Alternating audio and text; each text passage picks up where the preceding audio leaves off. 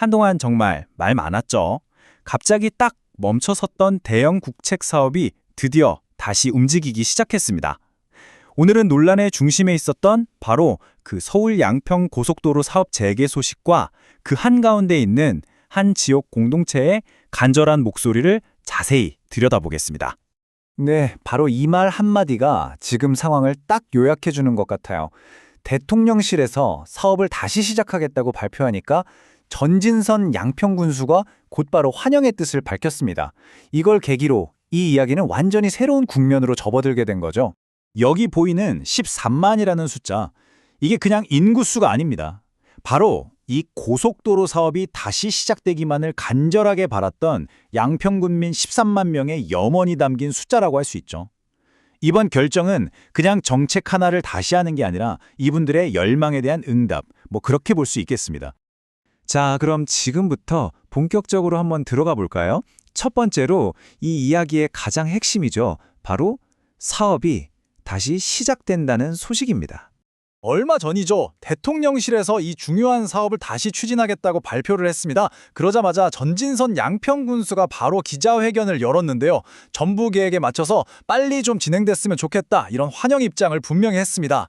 아니 근데 고속도로 사업 다시 하는 게 그렇게까지 큰 뉴스인가 싶으실 수도 있어요. 그래서 시간을 잠시 뒤로 돌려봐야 합니다. 애초에 이 고속도로가 왜 필요했고 또 왜 갑자기 멈춰야만 했는지 그 배경부터 한번 짚어보겠습니다. 지금 보시는 이 화면이 상황을 아주 간단하게 보여주네요. 원래 이 고속도로 왜 만들려고 했냐면요. 교통체증이 진짜 너무 심각했고 지역 간 불균형 문제도 해결하려고 했던 거거든요.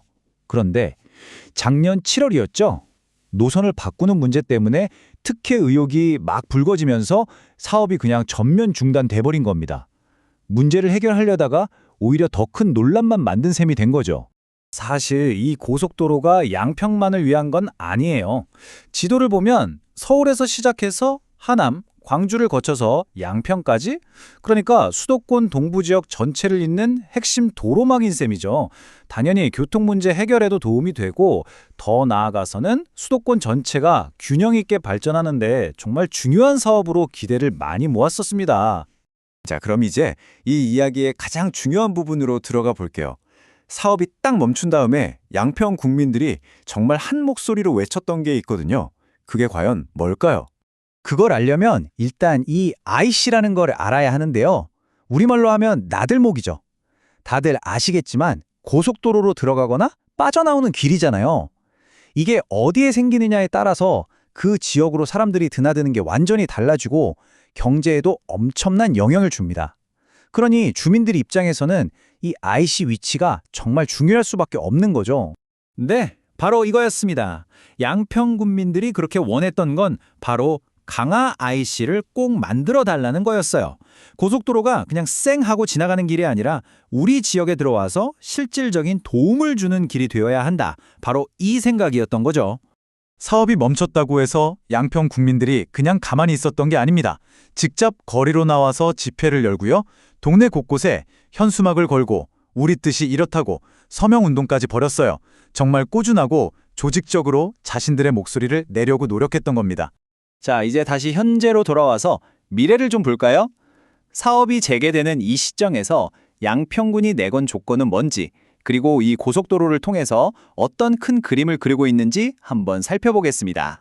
전진선 군수의 입장은 아주 확실합니다. 앞으로 사업성 검토를 다시 할 텐데 그때 양평군에 실질적인 이익을 주는 이 강화 IC는 무조건 포함시켜야 한다. 이건 협상의 대상이 아니라 필수 조건이라는 겁니다. 그리고 여기서 끝이 아니에요. 양평군은 훨씬 더 큰 그림을 보고 있습니다. 이 고속도로를 나중에는 강원도 홍천까지 쫙 연결해서 경기도랑 강원도를 아우르는 아주 거대한 교통망의 일부로 만들어야 한다는 그런 장기적인 비전까지 제시하고 있는 거죠. 이 말이 양평군의 의지를 정말 잘 보여주는 것 같아요. 군민들과 함께 우리 지역 경제를 살리고 주민들 편하게 만들기 위해서 이 사업이 성공할 수 있도록 모든 행정적인 지원을 다 하겠다, 이런 약속인 거죠.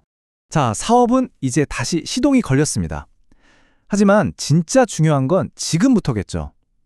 앞으로 진행될 타당성 조사에서 과연 13만 군민의 그 간절한 목소리가 얼마나 담길 수 있을까요?